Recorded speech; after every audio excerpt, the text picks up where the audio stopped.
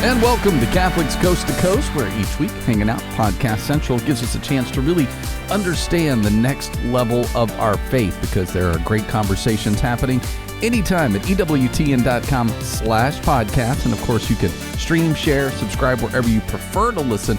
That way you don't miss future episodes on the ones you've come to know and love. I am Ace McKay, always excited when we get a chance to dive right in and look out after our kids. So this week, Is This for Kids does what most parents do. You watch something, you assess, is this something my children should be watching? And this week, looking at the new animated David and Goliath, which, of course, as a Christian film, sounds like an easy win, but oftentimes, is it too violent? Is it opening questions or maybe making them scared? And you don't want to add that to their nightmare. So as we get into it each and every week, Is This for Kids? Helping us out on this week's Catholics Coast to Coast. Welcome to another episode of Is This for Kids? I am Jonathan Blevins. I am Katie, Mrs. Ruby.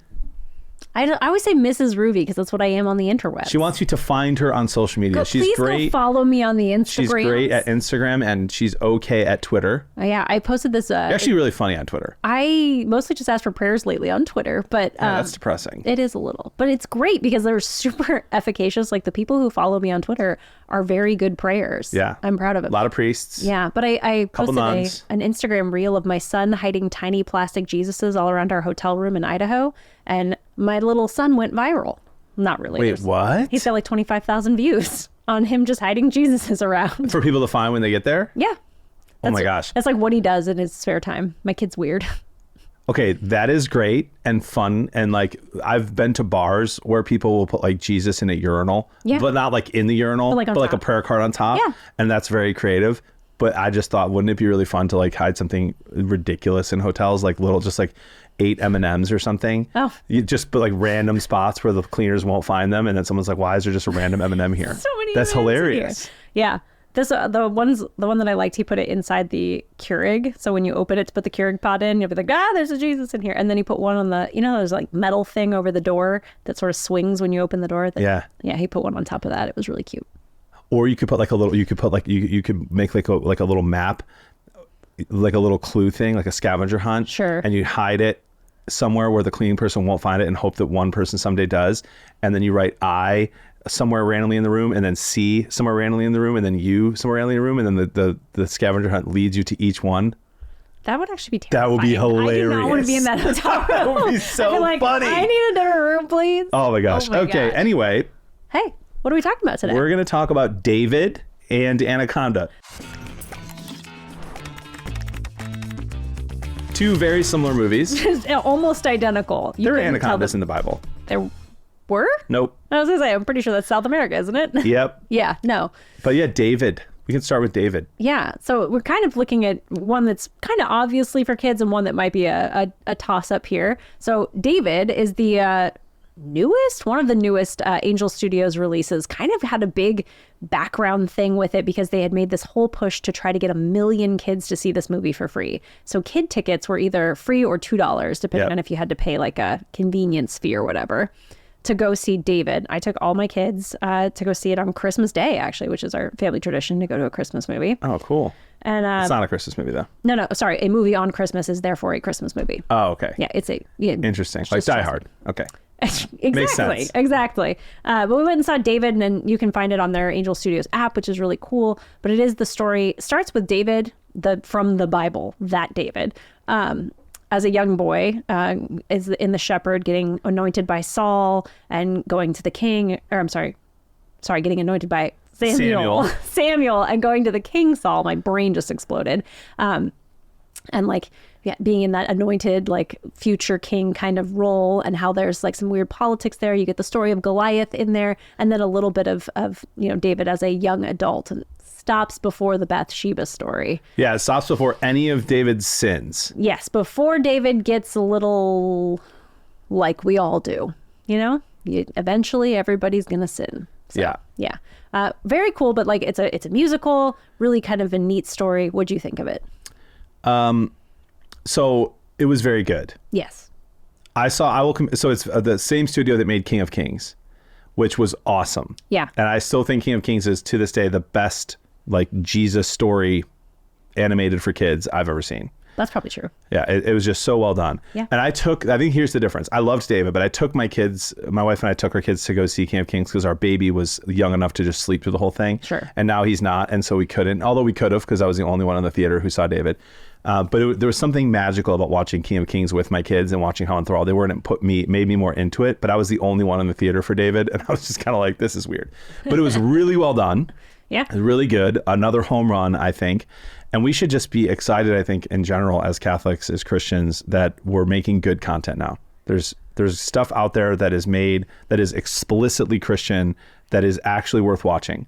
Yeah. And even worth watching if you're not Christian, because it's so well done that it's an intriguing story and a good movie. So I liked it a lot. Yeah, and it's a musical. They got the voice talents of Phil Wickham, who is like a well-known Christian artist, to voice David, doing all of the songs. There's Shalom was, oh my gosh, it was favorite. Phil Wickham. Yeah. I read that it was Chris Tomlin. No. And that's why I was like, it doesn't sound like Chris Tomlin. It was Phil Wickham. Yeah. The younger Chris Tomlin. Younger Chris Tomlin is what happened. Yes. But like my kids left the theater singing the songs that were in there for like the next 3 days. Everything that they did was, I will not be afraid. And my kids are not little kids. Like my youngest is 5, but my next oldest kid is 11. Yeah. So it's not like this is only applicable to like the 5 through 7-year-old crowd who might be interested in Bible stories. Yep.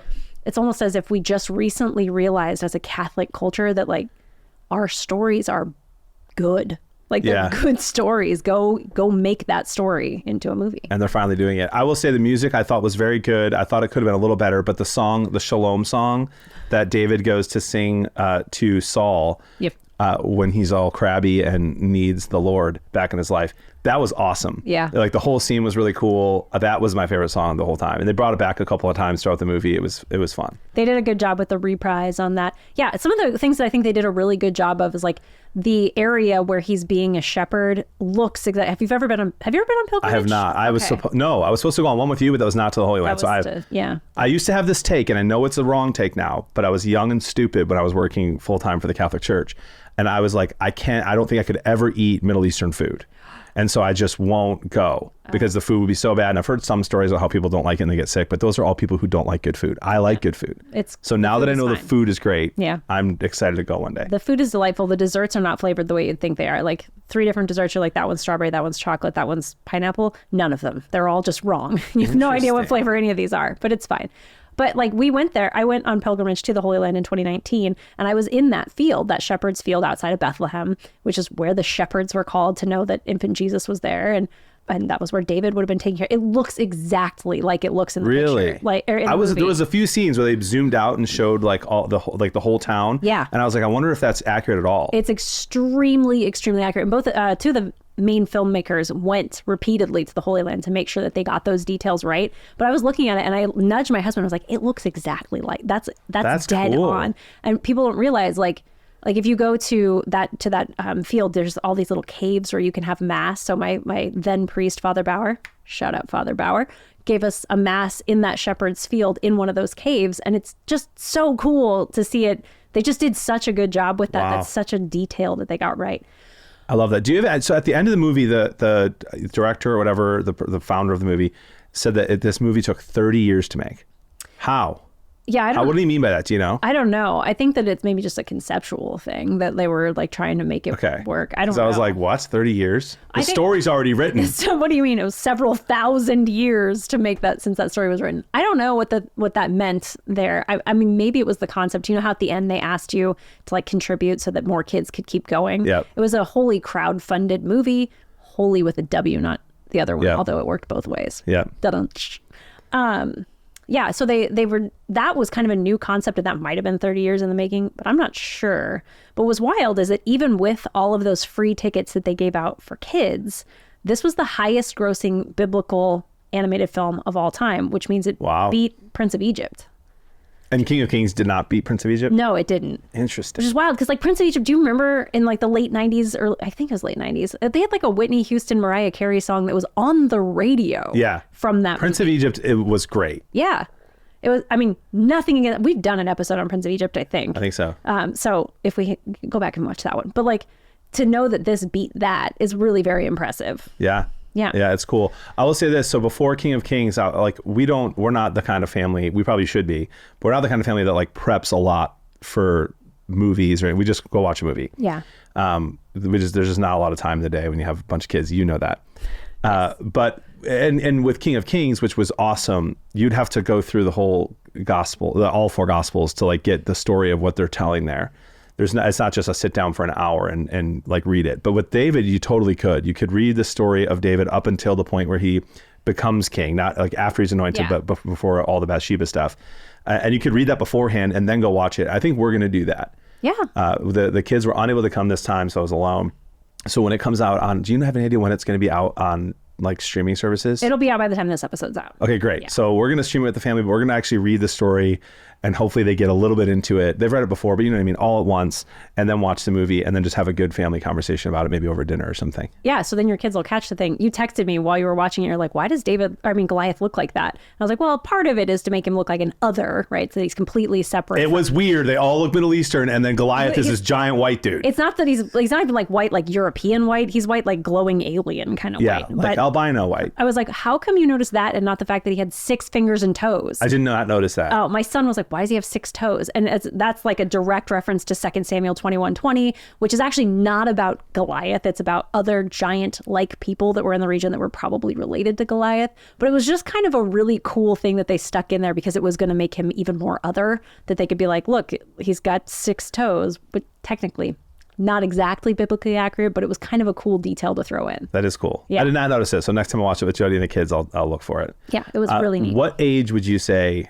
David is for? I think any age can go see this movie. Nope. You're wrong. Nope. Okay.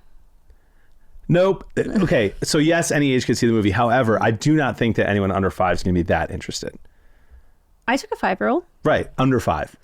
Like it just is like, it's not, so I thought it was really, really well done. It's a good movie, but I don't think it was like King of Kings where it's like so captivating the whole time that any age would like it. So I do think it's appropriate for any age, but I feel like a great age to start it would be like 5, 6, or 7. That I would agree with that assessment. It was a little more serious. Like it was not there's nothing slapstick or goofy. The songs are fun and that can carry a lot of kids through, but I think they need to, you're probably right, about 5 for interest, but appropriateness is going to be fine for anybody. Yeah. I think. Yeah. So there's no, just so we're covering all of our bases, there's no sex, no drugs, no violence, no nudity, and no swearing. There's slight violence. Cartoon violence, no blood. Right. Yeah. Gotta have some violence. Yeah. I guess my 90s brain always thinks violence equals blood and guts. And so like people get hit, like a guy gets hit with the rock goes straight into his head, but it doesn't bleed. Like that kind of thing. You know, and even like when he dies, he just falls over. He just falls over. Yeah. Yeah. So there's there's nothing super violent about it. Nothing. I don't think anything that would scare a kid. Yeah. GG's. That means good game for the non-gamers out there. To Angel Studios for making another banger. So proud of you guys. You're doing great. It's really good. All right, now, Anaconda. Let's switch gears completely. Just for the whiplash of the audience. Okay, so wait. To be fair, I would say that in the last few months, David and Anaconda were the 2 most previews we would have seen on TV. That's true.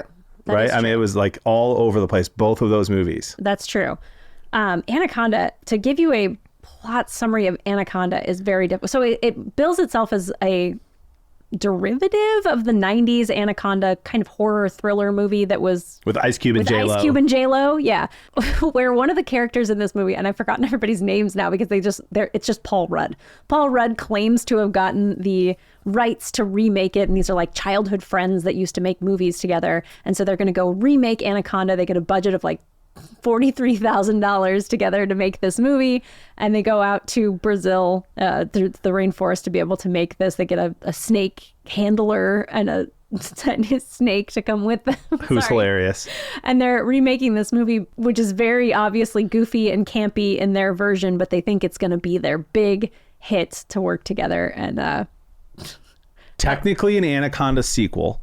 Yes. Where they're filming a movie about making a fake Anaconda sequel. Yeah, exactly. At one point in the movie, they passed the Sony Pictures people who are actually making an Anaconda movie and reveal that they never had the rights to the movie, and it was this whole kerfuffle. But this is a pure comedy, like opposite of the original Anaconda, which was a horror thriller. Yeah, this was absolutely a comedy. Say things. I mean, I will say this. I thought it was going to be stupid. I love Jack Black. Like I will watch anything that Jack Black is in. I think he's hilarious. I know he only plays like one character, but he plays that guy so well. Yes. And he's just absurd. I also love Paul Rudd. Yes. There was a movie I think I just saw with Paul Rudd in it though that was awful. What? Oh, it was so Friendship. Oh, I turned that off. It was awful. Yeah. Like it was supposed to be a dark comedy. It was not funny. So like Paul Rudd, that was a miss. But he's great in this. I thought it was going to be like dumb and not funny at all. I could not stop laughing in this movie. It is unfortunately so funny. If you've seen the original Anaconda, and you don't have to have seen it because you haven't seen it. I haven't. But if you have seen the original, and I've only seen it one time, it was a long time. It was one of the first like scary movies I saw as like a teenager, and it was a little bit scary. Like when you're snakes, or everyone's afraid of snakes. I feel like you don't have to see it, but if you have seen it, there's so many Easter eggs from the original in there that it just makes it worth it. If language does not offend you, I feel like this is a movie you have to watch. If you like dumb comedies, I think of Step Brothers, or what's the one you mentioned? The Hangover. The Hangover, yeah. Which are both way more inappropriate than Anaconda. The language difference, there's as many S words in this one as there is F words in Hangover. So like there's one F word in the movie because it's PG-13. But mostly it sticks to S words. Yeah. So if you're not super offended by language and you love stupid comedies, this one is absolutely worth a watch. It's one of the best comedies I've seen in a long time. It was really fun. I'm so sorry to have liked this movie. It's not for kids. Let's start there. Because of the amount of swears, I would call this not for kids. If you can watch it, kids would be horrified of the snake. The snake is scary, like the jump out of the snake. Like, but if we're talking about a high school, middle school age kid, this is where I'm gonna like lose anybody who's super conservative, and I apologize. But if you have a middle school, high school age kid, they've heard all of those words before. Their friends are saying all of those words, even in your very nice Catholic high school, and probably especially, they are saying those words. So your kid has heard them, and it would be really fun to watch with your kid. Like, I'd watch it with my high school kid. Yeah, my high school age son. I don't have one yet, but I would. Who is delightful and leaves Jesuses all over hotel rooms. Would love this movie. It's so silly. Like the only thing that's bad about it, there are some drug references. There's no sex, no nudity. There is violence in the form of a snake, and there's some gun violence. Some gun violence. Yeah. Some blood. And a lot of swears. But the comically swears. I don't know. Like at the very beginning, they show this movie they made as kids where they had to bleep all the F words. And it's just silly because like every other word is bleeped. And if they had done that with this movie with the S words, it would have been a similar situation. But again, I'm not easily offended by swears. And I think that the bonding experience you can have with your kid over a movie there's nothing true, good, or beautiful in this movie. Right. But it's also not political. It's not pushing an agenda. It's not anti-religious. I don't know. There's something to be said there for a bonding moment. Yeah. In high school, if you're into that kind of thing. And if you're just a parent who is not offended by language at all and you want to laugh, it's funny. It's so dumb, but it's really funny. It's supposed to be dumb. I don't know if it would still be funny without the swears, but try it with like VidAngel or something and see how it goes. Yeah. Yeah. I will say this. Look, I was able to have I saw it yesterday. I was able to have a great conversation with my kids because we just watched Minecraft, which stars Jack Black, and we're going to be doing an episode on Minecraft here soon. And my kids have seen 1,000 Anaconda previews during football and basketball and hockey games that we watched together. Yeah. And so they know that Jack Black's in it, who they fell in love with in Minecraft. It's the only Jack Black movie my kids have seen. And when I got home, they were like, I forget his name in Minecraft, Steve. But Steve. Yeah. How was Steve, Dad? And we had this whole conversation. And they feel like they'd already seen the movie because in the previews, you already see that Jack Black is spit out by the anaconda. You already see they tie a pig to his head.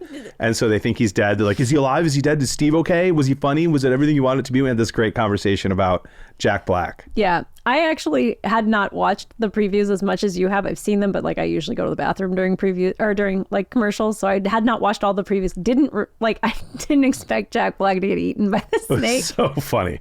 It was unreal. It was pure funny in a way that wasn't offensive. It wasn't, other than the swearing, it was really good. I had a great time with it. Got decent reviews too, by the way. So we're saying not for kids, potentially for high schoolers. My oldest is 10, so I'd wait 4 or 5 years anyway. So yeah, I would say a 15-year-old boy would absolutely love this movie. I texted John in the middle, was like, I know you are having a great time right now. And it was. It was fantastic. But again, no sex. No, there is drug and alcohol references. There's one character who's clearly got an addiction problem. Violence in the snake, no nudity, and lots of swears. There you go. That's what we have. Hey, there's a lot of content for us to wade through as parents. I'm Jonathan Blevins. I'm Katie, Mrs. Ruby. Let us help you decide. Is this for kids? Helping us to find safe stuff for our kiddos. And Is This for Kids always does a great job. If you want to find out more, go to Podcast Central, EWTN.com/podcast, or of course, subscribe to Is This for Kids wherever you like to stream, and you can always play catch up.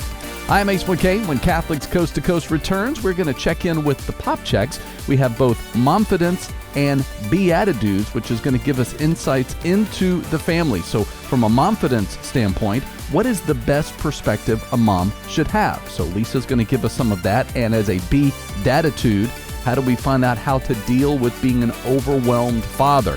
We'll dive right in coming up next on Catholics Coast to Coast. If it's central to the faith, you can find it on EWTN Podcast Central, featuring the best of EWTN radio, as well as faith-filled podcasts from our friends and affiliates across the nation, all in one place, all free. The destination for great Catholic audio programming is EWTN Podcast Central. It's like podcast heaven. Visit EWTN.com/radio/podcasts today. And now, another soulful psalm from Deacon Harold Burke-Sivers. Well, today we're continuing our look through Psalm 89. So Psalm 89 is the last psalm in Book 3 of the Psalms, Psalm 73 to 89. And 89 is the one psalm that's attributed to Ethan, the Ezrahite. So there are two psalms written by Ezrahite. Psalm 88, well, we put it like this. So Psalm 88 was written by the sons of Korah. Then they gave it to the musical guild, and it was Haman, or in Hebrew. It says that. So they gave it. They wanted Haman specifically to write music to Psalm 88, and so Haman was an Ezrahite. So an Ezrahite, the Ezrahites are a clan within the tribe of Levi. Right. And so the Psalms, two of them are attributed to Ezrahites. The first one is Haman. Haman means faithful. And Haman was the son of Joel and the grandson of the prophet Samuel. Right. And his name his name means faithful. Haman means faithful. But he had a surname that meant the singer. Right. The singer. Psalm 89 is attributed to another Ezrahite, Ethan or Nathan in English. His name means firm, lasting, solid, permanent, right? And he's the son of Cushiah, and so he is attributed to Psalm 89. So the superscript or prescript of the psalm is very simple. It says Amaskil, Ethan Ezrahi. So Amaskil for Ethan the Ezrahite. All right. So again, maskil means enlightened one or scholar. We don't know what that meant back then. But again, this may be showing the wisdom of the psalmist here for Ethan or Etan, the Ezrahite. And so this psalm is, again, quite lengthy. And because this is a psalm that bookends one of the books of the psalm, right? There's 5 books of the psalm. This one bookends book 3. There's also a doxology at the end. So every psalm that ends one of the book of the Psalms has a doxology. So this psalm is 53 verses long, but we're going to start diving in at verse 25. So if you have your Bibles, Psalm 89, starting at verse 25. So again, just a little bit of context of the psalm here. It says, I will sing of your Psalm verse 2. I will sing forever of your mercies, O Lord. Through all ages, my mouth will proclaim your fidelity. Right. So he comes out just praising the Lord, just honoring the Lord. I'm going to sing to you forever, O Lord. Again, he's going to sing forever. Why? Because the Psalms were meant to be sung. Right. It's called the Sefer Telachim, or the book of sung praises. Right. So again, picking up here at verse 25. My mercy and my faithfulness shall be with him. Again, he's here speaking in the voice of the Lord. My mercy and my faithfulness shall be with him. By my name, his might shall be exalted. I will stretch out his hand to the sea and his right hand upon the rivers. Right? So here he says, my mercy and my faithfulness shall be with him. So if he remains faithful to my covenant, if he walks in my ways, if he loves me with all my heart, mind, and soul, then my faithfulness and my mercy shall be with him. Just as he's being faithful to me, I will be faithful and merciful to him.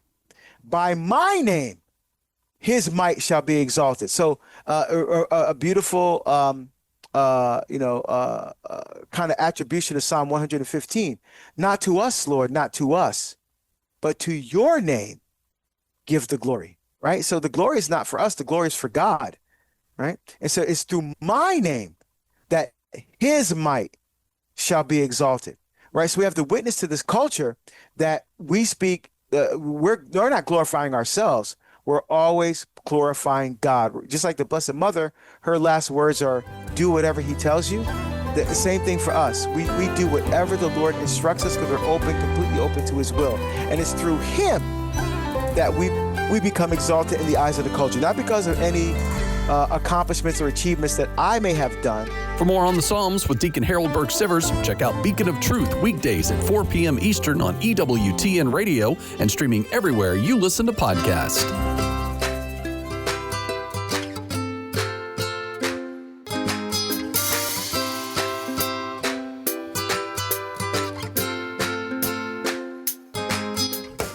I'm Lisa Popchak, and you're listening to Momfidence, for moms at every age and every stage. Being a mom is wondrous and delightful, but also at times exhausting and overwhelming and confusing and frustrating. Momfidence is a place for moms to come for encouragement, comfort, some new tools, and the confidence boost you need to be the mom you want to be. Welcome, moms. It's good to have you back here with me on Momfidence today. I'd like to talk a little bit about being confident as a mom. You know, I think that often, especially in the age of social media, but it's always existed, that moms feel like everybody else has it together besides them. Everybody has the right answers. And they may on a certain day, just like you do on a certain day. But I want to give you a little insight that may help you feel better on those days where you just don't feel like you know what you're doing. Because we all have at least one or two of those days, if not 1 or 2 million of those days in our lives as moms. But I want you to think about something for a moment. When you were a brand new mom with your very first child, did you have it together every single day? Probably not.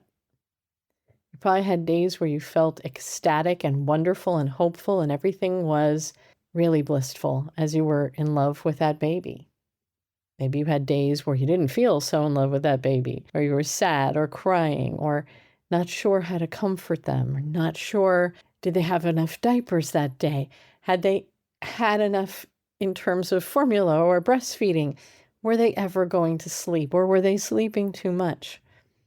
And then the next day would be totally different. And the day after that would be totally different.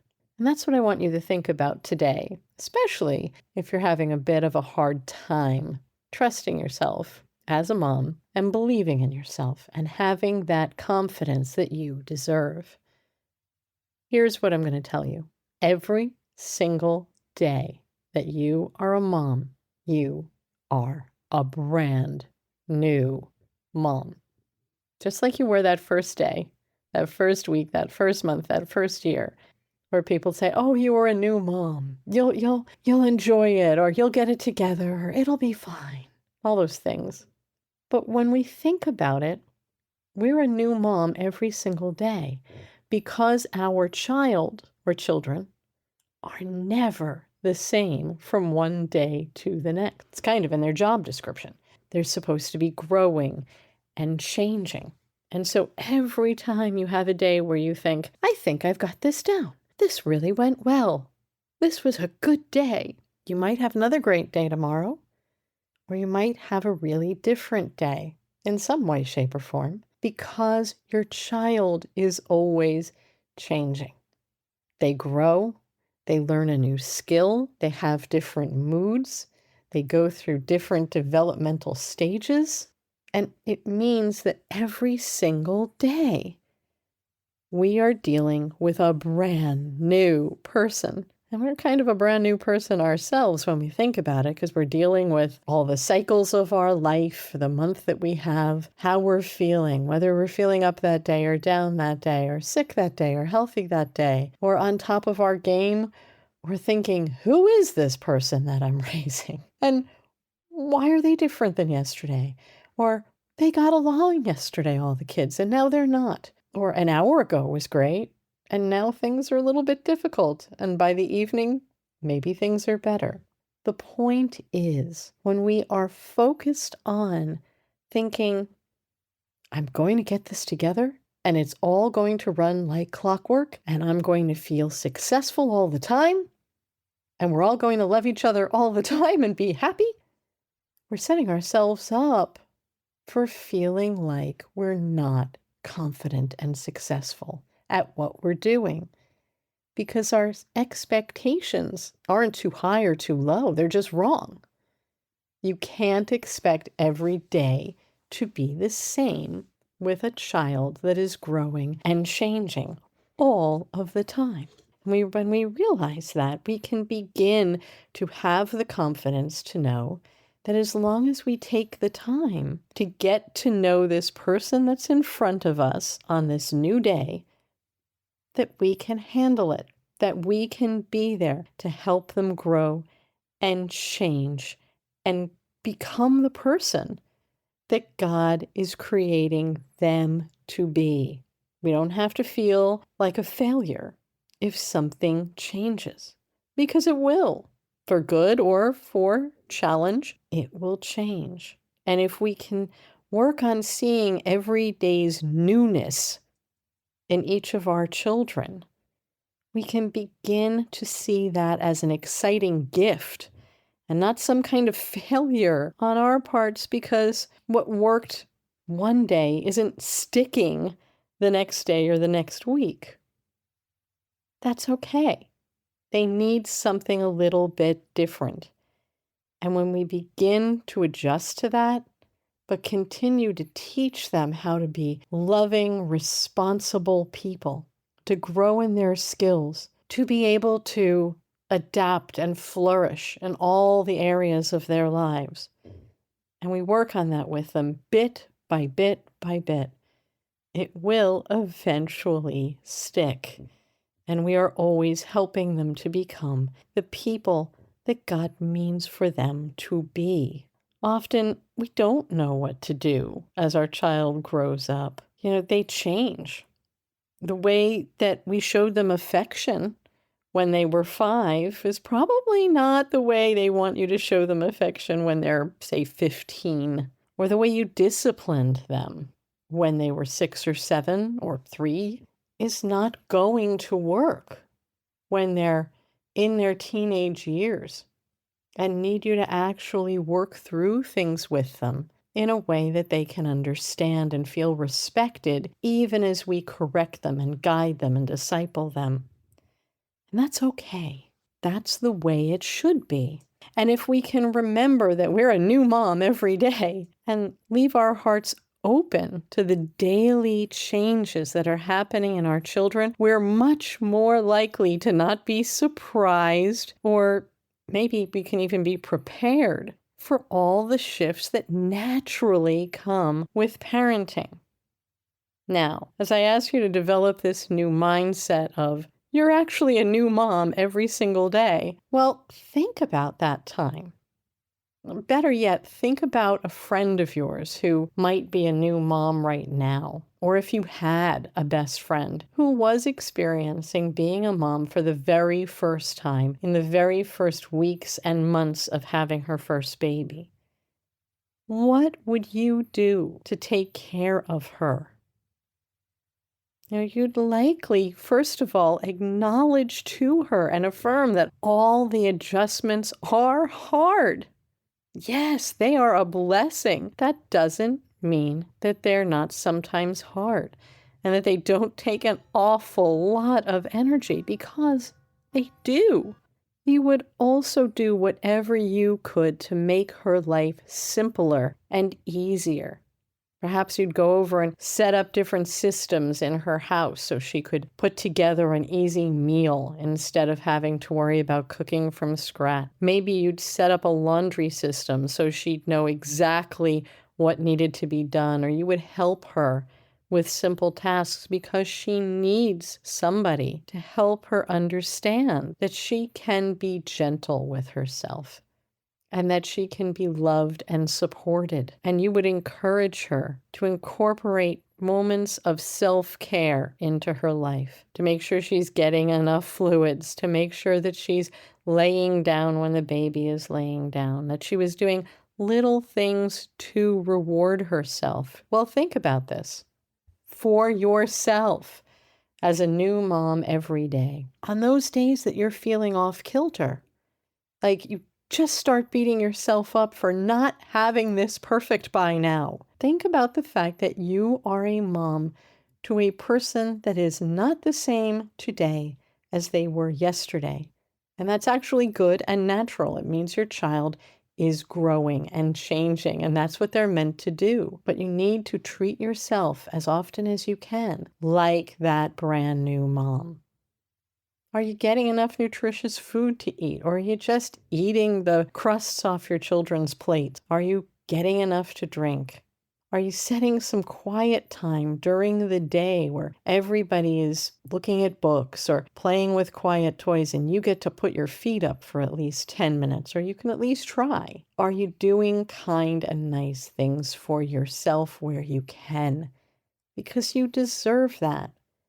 Because whether you have been a new mom for a day or for 18 years or more, every day you are making those adjustments. You are responding to those children that you love and care for. You're a hero. You might be a tired hero on a lot of those days, but you are a hero and you're doing exactly what God is asking you to do. But if you feel like everything should be perfect and you should just have it down by now, however long that has been, you're doing yourself a disservice. Give yourself credit for responding and growing and adjusting every single day, because that means you're an amazing, responsive, loving parent. And if you're tired, if you're worn out, if you're questioning yourself, ask yourself, would you do that to a friend who just had a baby this week? Would you be saying to her, why don't you understand all this by now? Why isn't it all perfect? Why isn't that child behaving perfectly at 3 or 4 days old? No, you wouldn't. You'd bring light and life and love into your friend's life. And I challenge you to give yourself a break right now. Remember that you are a new mom every day, and that can throw you off kilter sometimes or make you feel fantastic. But you're doing a wonderful, godly work by being your children's mom. So celebrate yourself. Treat yourself with love and gentleness. And even if you have to put up a post-it note and say, I'm a brand new mom, keep it in your pocket if you don't want anybody laughing at you for having that post-it note around. But let it be a reminder to you to treat yourself as lovingly as you would your best friend if she just had a baby. Because that is what your life is like every day. But when you put the right systems into place, when you begin to care for yourself as you're caring for that other person, and mostly when you stop running yourself down when everything isn't absolutely perfect, you will bring grace into your own heart and your own life, and you'll be able to bring more of that grace and patience and love into the life of your child. If you're struggling to do this, if you're not sure how to go about it, well, we're here for you in a lot of different ways. First of all, feel free, if you haven't already, many of you who are listening have, to become a member of the Catholic HOM app. HOM stands for Households on Mission, and it's there every day to help you live a closer, more connected life that brings you closer to your children and all of you closer to God. And among the many, many, many resources you'll find on Catholic HOM, you'll also be able to tap into our questions section, where you can ask questions every single day and get quick responses back from our whole team of pastoral counselors. On top of that, my husband Greg and I are there for you every day on our radio show, More to Life, which can be heard on Sirius XM 130, the EWTN app, or most of your EWTN Catholic local radio stations. In addition to that, if you're feeling like you need a lot more ongoing help to be able to become the person and the mom you want to be, you can find us at CatholicCounselors.com for ongoing support from the comfort of your own home. We're here for you. We know you can do exactly what you want to do, which is be the fantastic mom you were meant to be. Be kind to yourself, be loving, be gentle, and hold on to God and hope that every step of the way, you and your children are becoming the people that God created you to be. God bless you. Thanks for joining me today for this Momfidence moment. If you want more encouragement, come on over to momfidence.org for the blog and other confidence-boosting resources. Hopefully a better perspective on the life as a mom. Lisa Popcak helping with Momfidence. You want more on that? Easy to find at Podcast Central. Go to EWTN.com/podcast. And of course, you can stream anywhere and then just subscribe. Now, of course, you can't talk to Lisa without talking to Greg Popcak, of course, from More to Life here at EWTN Radio. And as the BeDaditudes gets to check in on how we feel overwhelmed as a dad. I believe that is a dad guilt we carry on a regular basis. So Greg giving us some insights into his own faith journey, but then how that reflects into our own as well. So let's get a little encouragement with the BeDaditudes on Catholics Coast to Coast.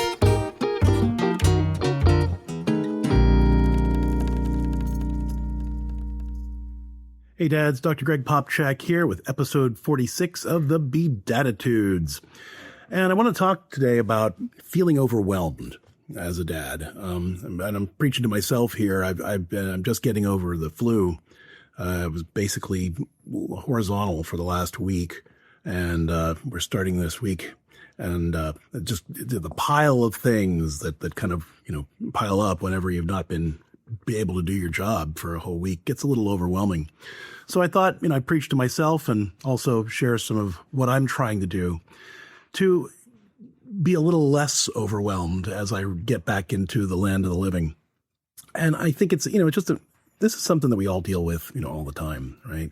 And I think that these 3 steps that I want to share with you are what I hold on to when I'm feeling stressed, feeling overwhelmed, feeling like it's all piling up, how to hold on to that sense. And I think that the two, the BeDaditudes, that this relates to, number one, blessed are the dads who are poor in spirit, and secondly, blessed are the dads who are peacemakers. Because the first part, and those of you who went through the BeDaditudes series, which make up the first 12 or so episodes of the BeDaditudes, know that the idea of being a dad who's poor in spirit means that you're free with the knowledge that you don't know what you're doing. None of us know what we're doing. We're making this up as we go.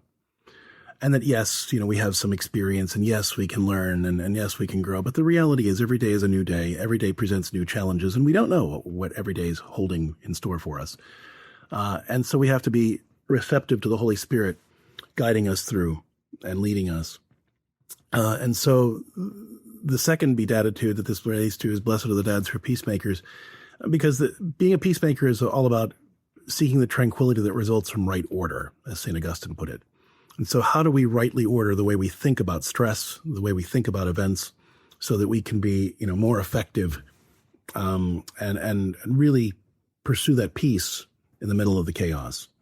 So there are 3 steps that I wanted to share with you that help me do that, and that I think will help you as well, because it helps my clients when I'm working with them through these kinds of things as well. The first step is remember to not power through on your own.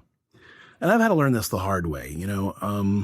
I used to, I mean, I get a lot done. I've written 20 books. I run a counseling practice. I do a daily radio program. There's a lot going on in addition to my wife and kids, right?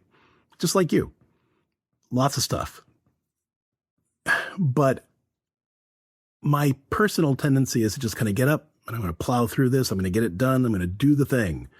And I'm proud of myself for being able to accomplish a lot of stuff. But I realized there are lots of times in my life where I do that and I get worn out and I get frustrated and I get angry and I get crabby and I'm not a lot of fun to be around. And nobody wants that, right? But I find that when I give myself permission to not plow through on my own first, when I remember that beatitude that I need to be poor in spirit, that I need to be at peace,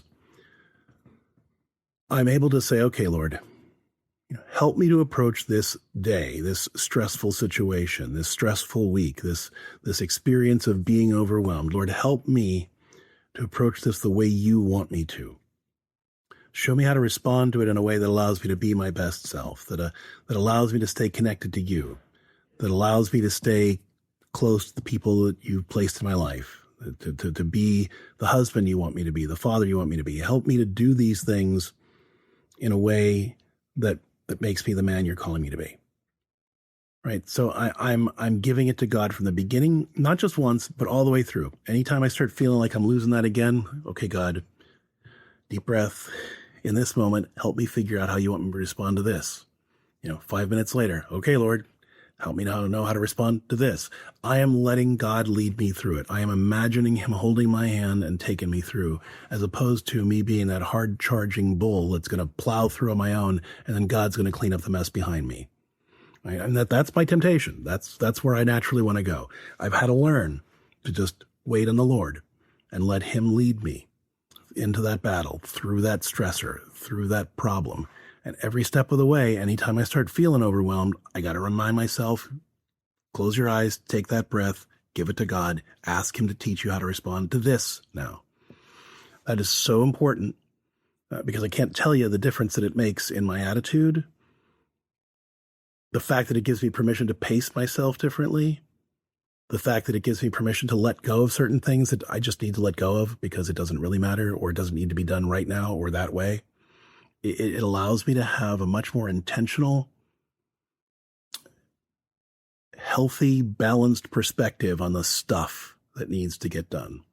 And as I said, I'm recovering from the flu, and it's my first day back to work after about a week, and I got a ton of stuff that I have to do, and I am doing this through all of it, and it's making all the difference in the world.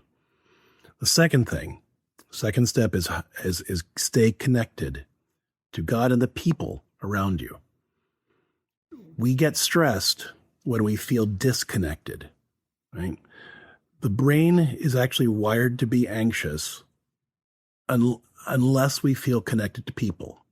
And I've shared this before with you. From an evolutionary standpoint, if I'm alone, I'm in danger, right? If I'm walking through the woods, I'm on my own, something's going to leap out and eat me if I'm not on heightened alert. Right? But if I'm walking with my tribe, people have my back. I can relax and enjoy the walk. Okay. So when I'm feeling overwhelmed, that means that I need to stay close to the people around me. So I'm checking in with my wife. How you doing, honey? What is there something I can do for you? Could I have a hug? Could I give you a hug? I'm checking in with the kids. Hey guys, come here. Let's give each other a quick cuddle. Hey guys, could you all pray over Dad? I'll ask them to pray over me. And because we're in the habit of giving each other blessings at home, the kids know what I mean when I ask them to pray over me. And so I'm able to say, I could really use some prayers today. Would you guys mind praying over me? And this is separate from, say, our morning prayer time or our evening prayer time. It's just, in the middle of a job that I'm doing that I'm getting frustrated by. I'm really having a hard time with the car, or I'm really having a hard time with this thing I'm trying to fix. Can you pray over me? Just little ways to stay connected. If I know that I'm going to have to go in and work on a project, I might take 10 minutes to just hang out with the kids before I do, to remind myself of why I'm doing this. How do I find a little way to stay connected to my wife, to my kids, to remind myself that I'm not alone, that I have people who love me, that I'm not just a human doing that has to, act and work and grind myself down to nothing so that I come out of the door and I'm exhausted and I don't want to see any of them. Right? If I can go into that project knowing that they love me, I can remember to come out and find ways to stay reconnected with them at that point too. But if I just plow through it and I'm just doing until I run myself down, then I got nothing left. Right? So reminding myself to stay connected to the people that love me, excuse me, sorry, so that I can, really just remember who I am as a husband, as a father, as the man God wants me to be. And the third tip is if I know that I'm going to go into a stressful time where I'm going to feel overwhelmed, or that we as a family are going to go into a stressful time that I know we're going to be overwhelmed, I want to exercise that leadership in my home by saying, guys, let's talk about how we're going to get through this together. And that could be anything from, I know that tomorrow's going to be a stressful day. Let's talk about how we can make sure to take care of each other while we go through that, to we're going into the holidays and it's going to be a stressful couple of weeks getting everything ready and having to travel to so-and-so, and we're going to be all off our schedules. What do we need to do to try to make sure we're taking care of each other? And let's get I'm going to call everybody together and we're going to generate ideas. What do we need to do to take care of each other? And how do we know that? Well, in past times when we've gone through this, what do we wish would have been different? How do we wish we would have responded differently? What do each of us wish that we'd gotten from each other? Or what as we think about it, what might we like from each other to be able to get through this next time? So, we're really trying to think in a solution-focused way about this. What most people do is we just plow through it, come out the other side however we come out, and say, thank God that's over, and then forget about it until the next time it happens. We don't learn anything from it. But if I can go into it intentionally and say, I know this day, this week, this month, this phase of life is going to be stressful. What do we need to do to be taking care of each other and, making sure that we're showing up for each other through this?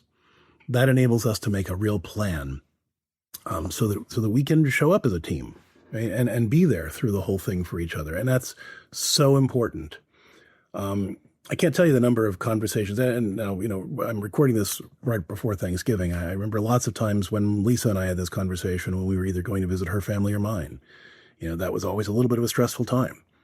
What do we need to do to take care of each other when this aunt or this uncle or this relative or brother or sister irritates us or frustrates us in some way? How do we handle that together? How do we take care of each other when the kids start getting a little antsy because they're off their feed? Being clear about taking care of each other through those things.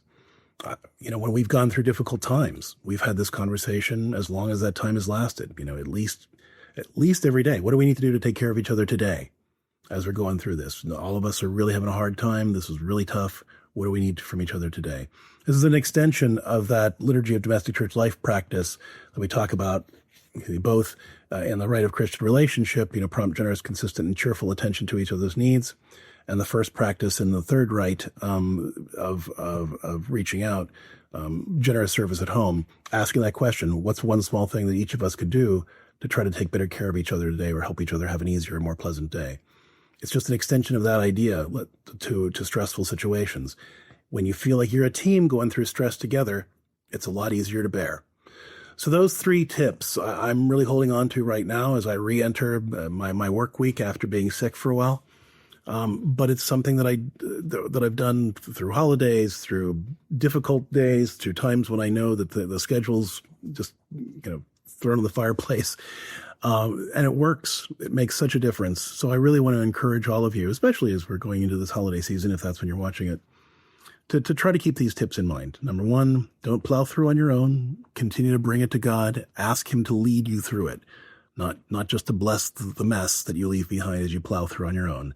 But lead me, show me how to get through this, Lord. Show me how to be the man you want me to be as I respond to these challenges. Help me to respond to them in the way you want me to. And number 2, make sure that you're maintaining your connections. And making sure that you are looking for little ways to keep the people you love with you as you're going through that thing. Encouraging dads in those moments of feeling overwhelmed. Thank you, Greg Popcak. course, you can check out Greg and Lisa Popcak each and every day right here on EWTN Radio, or you can also, of course, subscribe to BeDaditudes wherever you like to listen, or just go to Podcast Central for the latest. I'm Ace McKay, bugging out, going to enjoy the rest of the weekend. You do the same. Remember to let God define who you are, and I'll see you again with Catholics Coast to Coast.